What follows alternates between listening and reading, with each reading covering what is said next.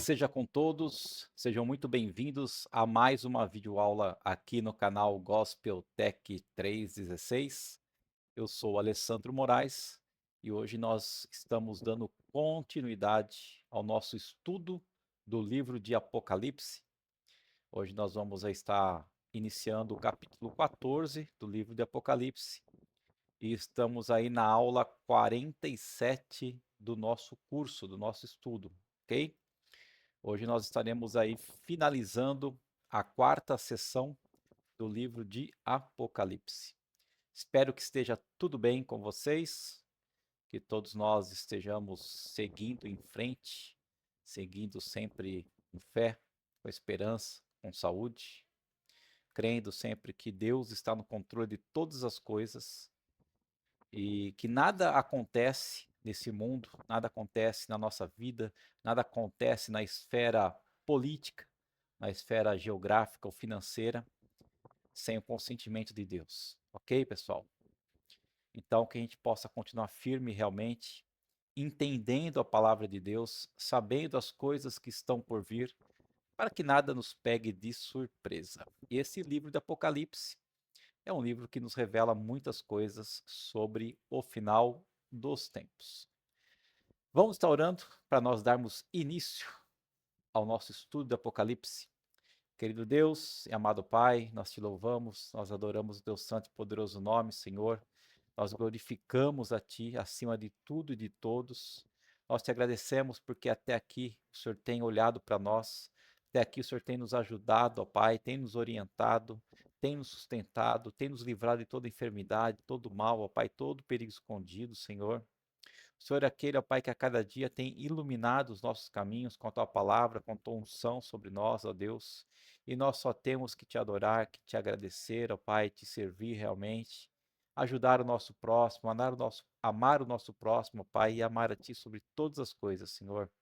Que nessa aula de hoje, o Senhor esteja, ó Espírito Santo, presente em nossas vidas, nos dando entendimento, discernimento da Tua palavra, nos orientando, Pai, enfim, para que possamos aprender um pouco mais da Tua porção, Senhor, um pouco mais da Tua palavra, que é alimento espiritual para nossas vidas. É o que nós te pedimos e te agradecemos em nome de Jesus Cristo. Amém. Amém, queridos? Então vamos lá?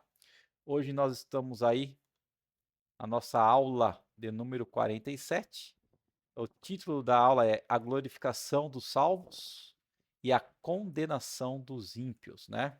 Nós vamos estar vendo o capítulo 14. Capítulo 14 tem 20 versículos.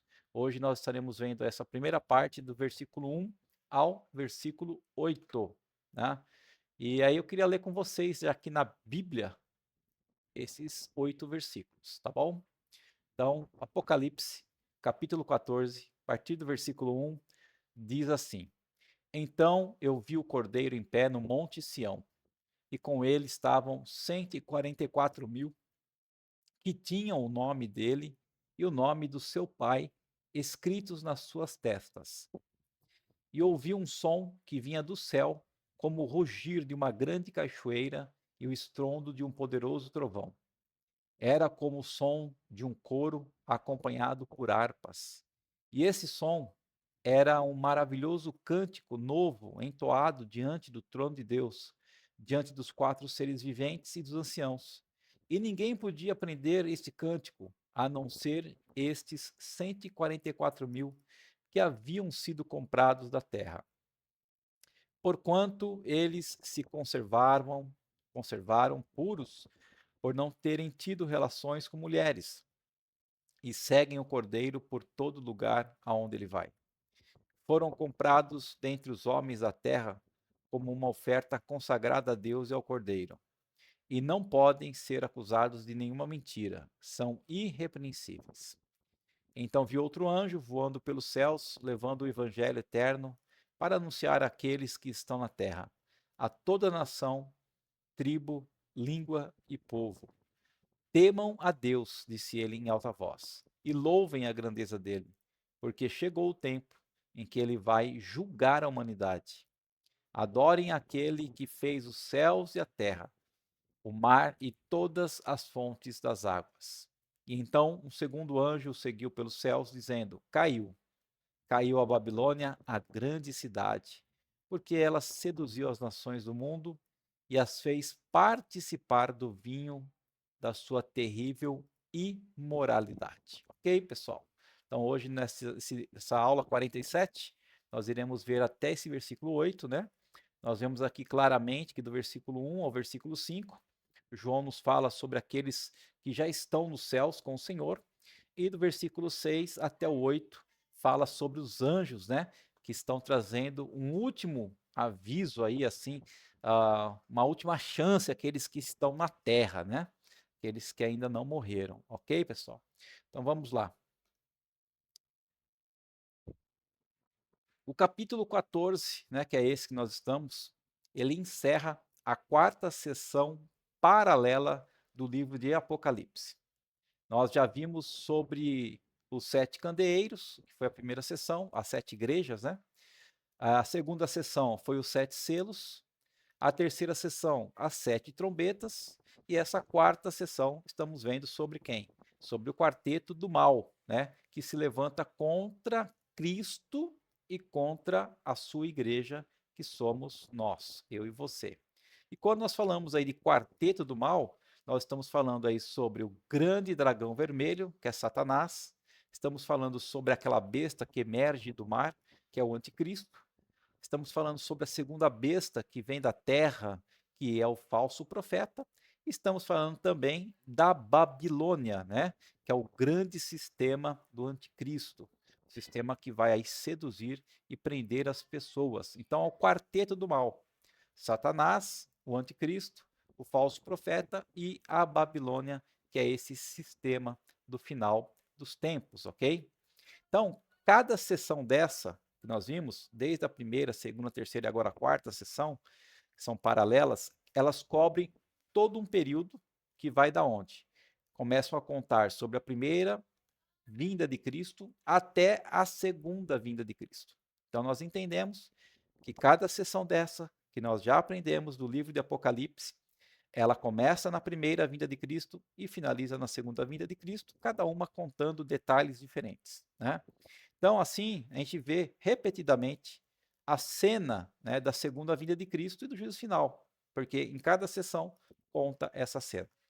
Neste capítulo 14, nós vamos ver mais uma vez a cena dos remidos, né, dos salvos na glória, e a condenação dos ímpios no juízo final, aqueles que rejeitaram a Cristo. Então, aqui tem várias cenas que descrevem o tempo do fim, ok? Então, uma das cenas é o quê? É quando a igreja, né, João vê a igreja que está com Cristo no céu. Nós já lemos aí, mas vamos ler novamente do versículo 1 ao versículo 5 do capítulo 14 do Apocalipse. E diz assim: Então eu vi o Cordeiro em pé no Monte Sião, e com ele estavam 144 mil que tinham o nome dele e o nome do seu pai escritos nas suas testas. E ouvi um som que vinha do céu, como o rugir de uma grande cachoeira e o estrondo de um poderoso trovão. Era como o som de um coro acompanhado por harpas. E esse som era um maravilhoso cântico novo, entoado diante do trono de Deus, diante dos 4 seres viventes e dos anciãos. E ninguém podia aprender este cântico, a não ser os 144 mil que haviam sido comprados da terra, porquanto eles se conservaram puros por não terem tido relações com mulheres e seguem o Cordeiro por todo lugar onde ele vai. Foram comprados dentre os homens da terra como uma oferta consagrada a Deus e ao Cordeiro. E não podem ser acusados de nenhuma mentira, são irrepreensíveis, né? Então, nós podemos ver aqui 3 fatos, né? Primeiro lugar, a igreja selada, a igreja marcada por Cristo, está em pé com o Cordeiro no Monte Sião. Então, Sião é a zona de soberania de Deus, o Monte Sião, né? Tornando-se o quê? Uma expressão de salvação que é desvinculada da geografia. Então, quando nós falamos aí que a igreja está em pé com Cristo com o Cordeiro no Monte Sião, não quer dizer que a igreja esteja literalmente, geograficamente, no Monte Sião. Os 144.000 são o mesmo grupo que foi selado lá em Apocalipse 7, né? Quando nós estávamos estudando sobre os 7 selos. E eles representam a totalidade dos redimidos, daqueles que foram salvos. Então, 144.000 não quer dizer que somente 144.000 pessoas estarão com Cristo. Não somente 144.000 homens estarão com Cristo, mas 144.000 representa a totalidade dos salvos. Eles são os remidos e sabem a canção dos remidos. Eles fazem o contraste com os adoradores da besta, que foram marcados para a condenação. Ou seja, na aula passada, nós vimos no final da aula passada sobre o quê? Sobre a marca da besta. Vimos sobre o número 666. Vimos que esse número 666 vai representar o quê?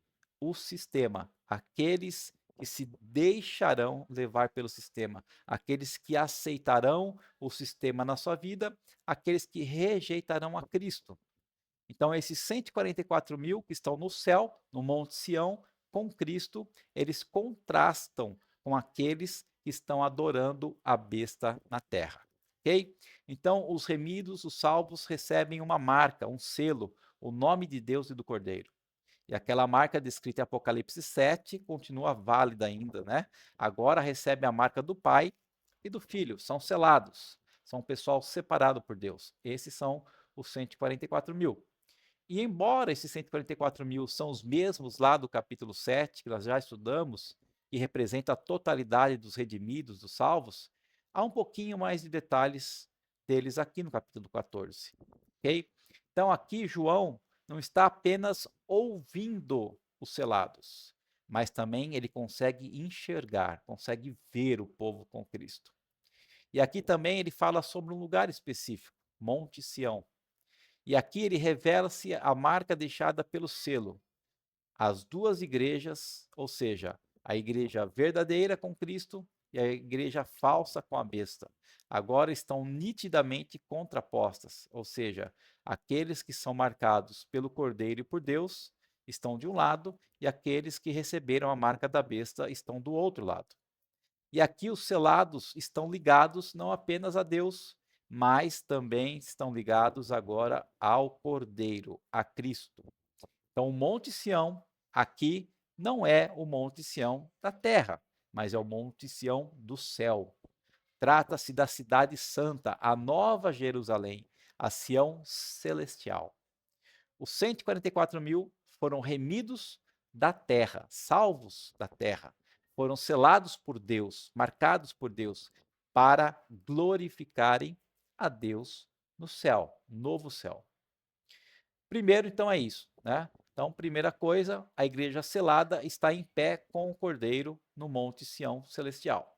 Segundo, a igreja está cantando no céu, enquanto os adoradores da besta blasfemam, né? Então, a besta e seus adoradores blasfemam contra Deus.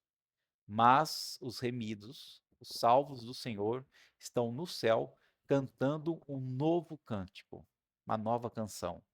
E aqui na terra, os crentes sofrem e choram, mas Deus lhes enxugará os olhos toda lágrima, e então a alegria da igreja será completa. E ela cantará um novo cântico que ninguém poderá aprender, senão somente aqueles que foram remidos, somente aqueles que foram salvos por Cristo. Então você vê que tem um contraste aqui.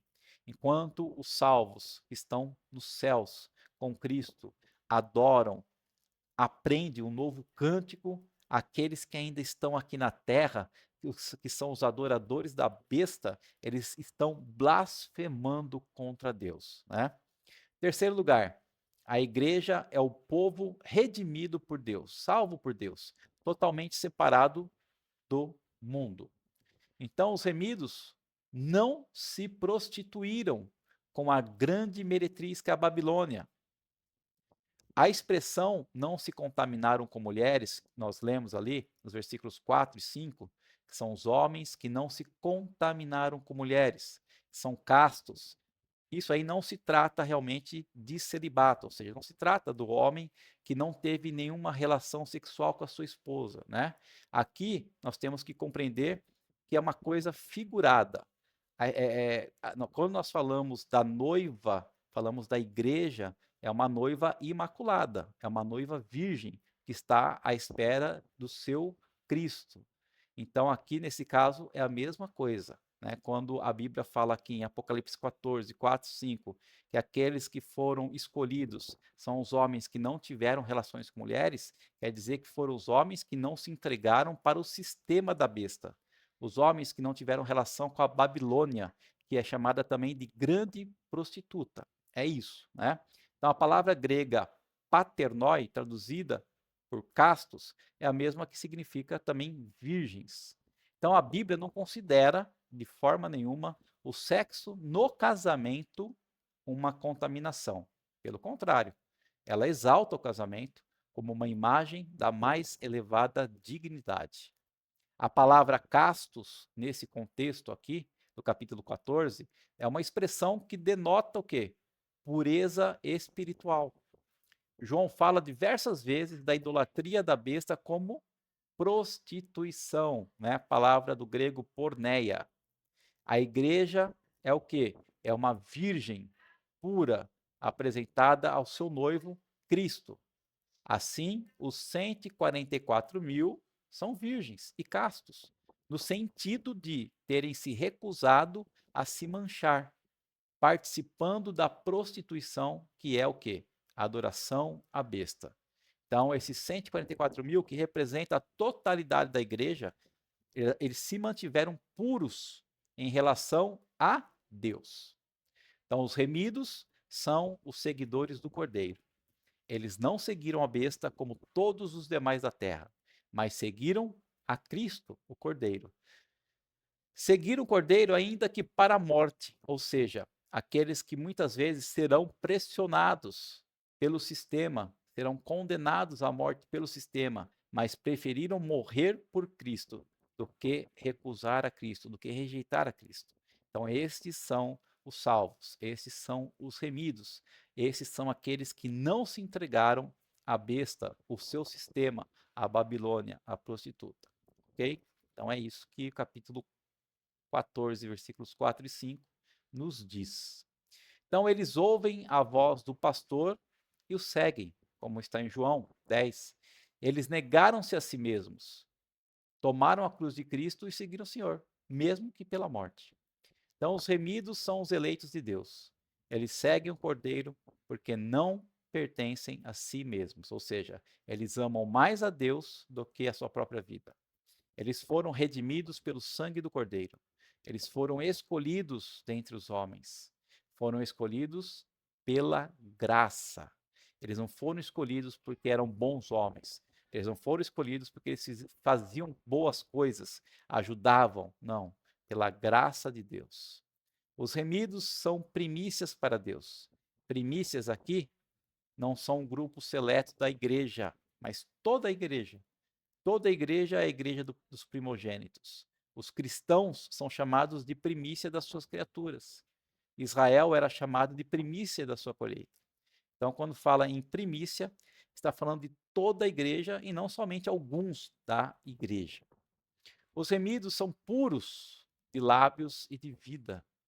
Enquanto os ímpios blasfemam e se contaminam com a meretriz, que é a Babilônia, a prostituta, seguindo uma mentira, seguindo a besta e seus falsos milagres, os redimidos não têm mentira na sua boca e nem mácula em sua vida.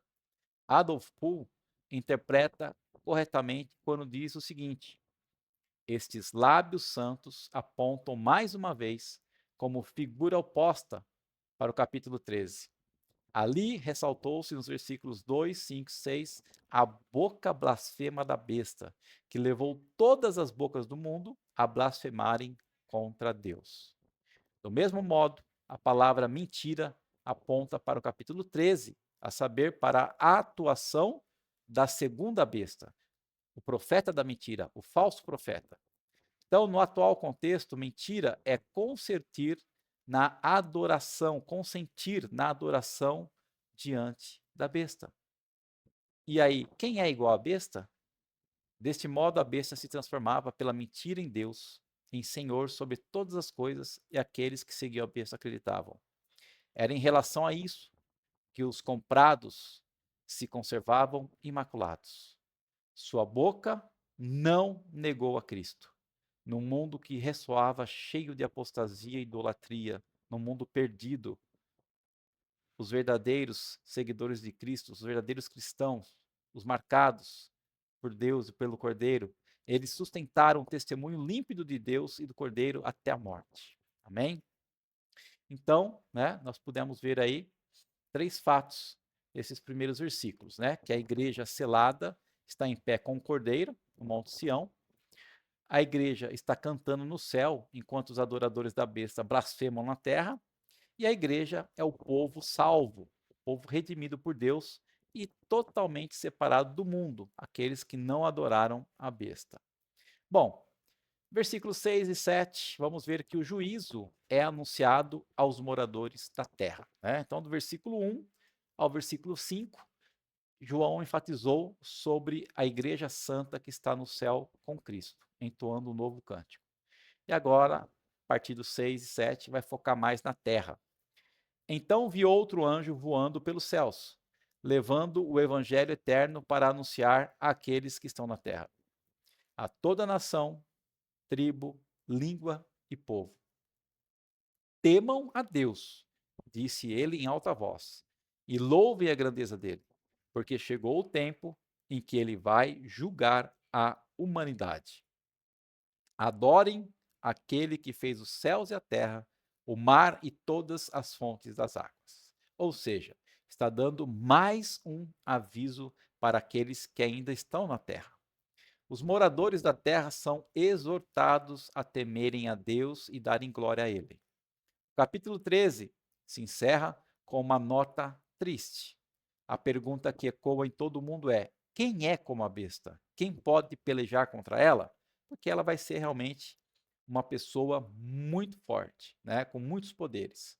Somos informados que a besta tinha autoridade sobre cada tribo, povo, língua e nação, ou seja, sobre todas as pessoas deste mundo, da terra, né?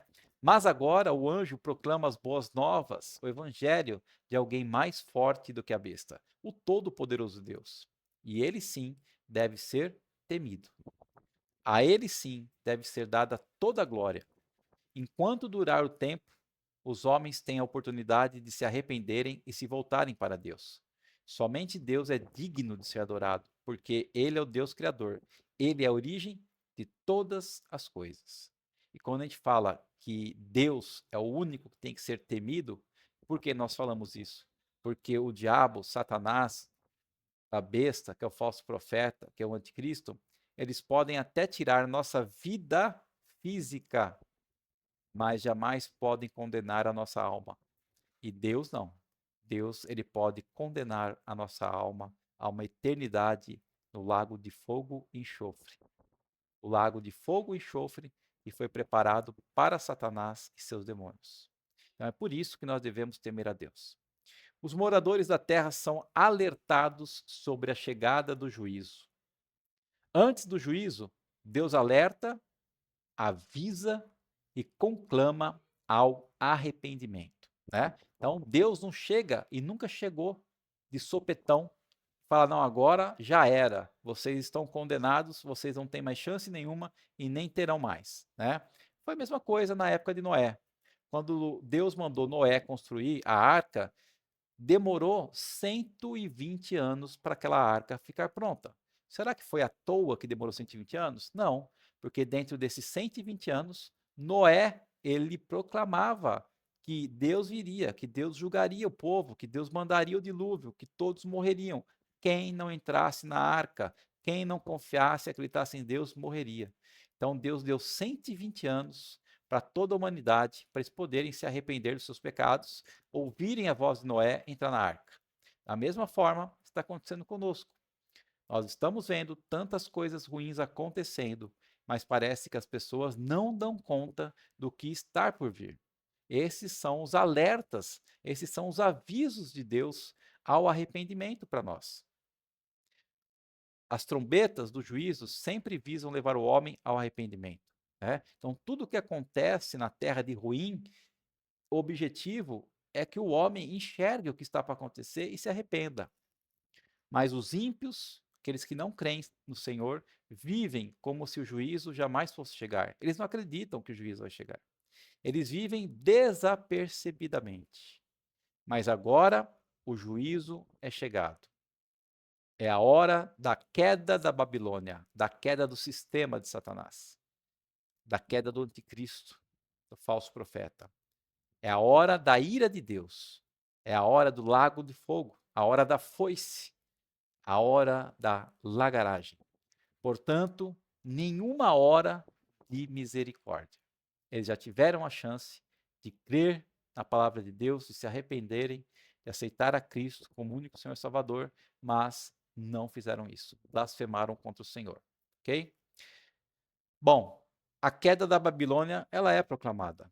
Versículo 8. Então um segundo anjo o seguiu pelos céus, dizendo: Caiu, caiu a Babilônia, a grande cidade, porque ela seduziu as nações do mundo e as fez participar do vinho e da sua terrível imoralidade.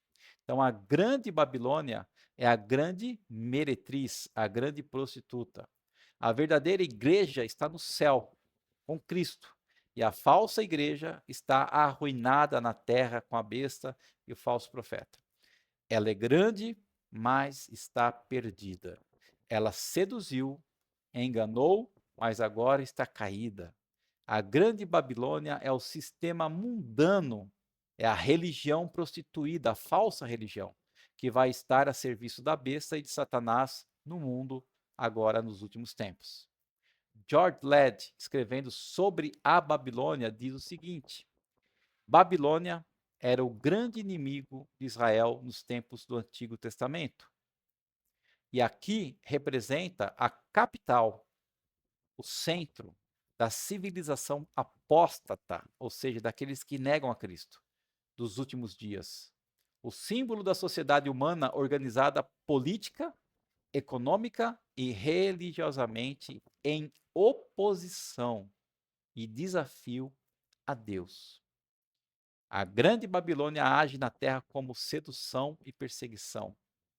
A grande Babilônia é uma meretriz que seduz e engana, mas também ela é uma mulher embriagada com o sangue dos santos.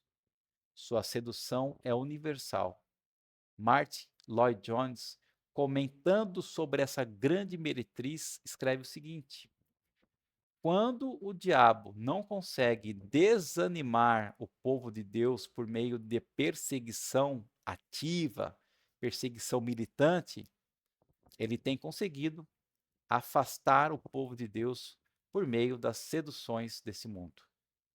Na história da igreja, houve homens e mulheres que estavam prontos a encarar a morte numa estaca e puderam enfrentar a oposição aberta, mas que se tornaram vítimas do amor pela riqueza, ou amor pela ociosidade, ou pelo prazer, ou pelo conforto, por alguma coisa que pertence a esse mundo. E sem discernir que estavam sendo feitos cativos, estavam sendo seduzidos. A ruína da grande Babilônia, ela é completa e definitiva.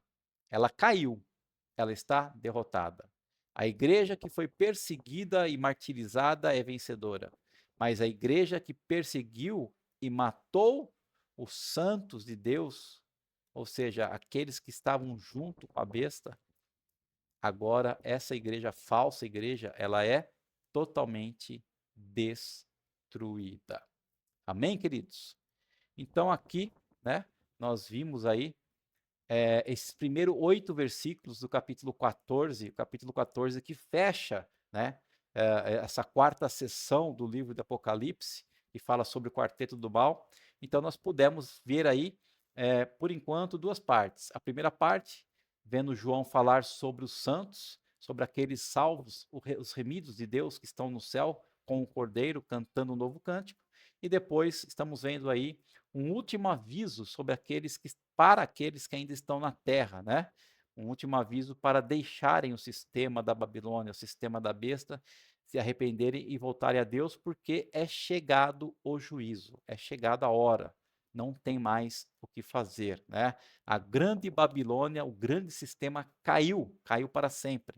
A igreja foi vencedora. Mesmo aqueles que morreram por Cristo, agora são vencedores, né? Esse é o conteúdo dessa aula de hoje, ok? Espero que vocês tenham curtido, espero que vocês tenham gostado, né, dessa aula de hoje. Só peço que vocês me ajudem deixando o like no vídeo, compartilhando, né, com o maior número de pessoas, porque o intuito desse canal não é nenhum intuito financeiro, todas essas aulas, esses vídeos que eu gravo, não são monetizados, ou seja, eu não ganho um centavo por nada. O único objetivo meu é poder ensinar e espalhar a palavra de Deus ao maior número de pessoas, e para fazer isso eu conto com a ajuda de vocês, tá ok? Vamos orar novamente para fechar essa aula de hoje.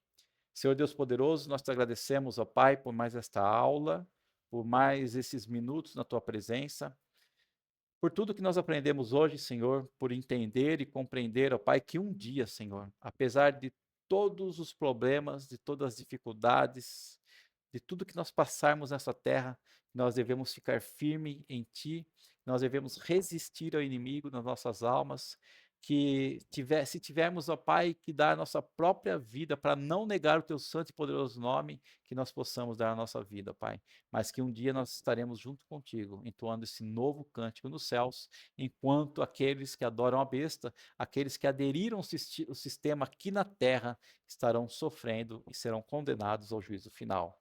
Meu Deus e meu Pai, continua nos abençoando, continua nos protegendo e nos guardando, nos livrando de todo mal, toda enfermidade, toda doença, Senhor. Continua abençoando a nossa casa, nosso lar, nossa família, nosso emprego, nosso trabalho, Pai. Possamos ter uma semana abençoada, protegidos por Ti. Em nome de Jesus Cristo. Amém. Bem, queridos, então é isso. Fico por aqui e até a semana que vem, se assim o Senhor nos permitir. Um grande abraço, um grande beijo para todos.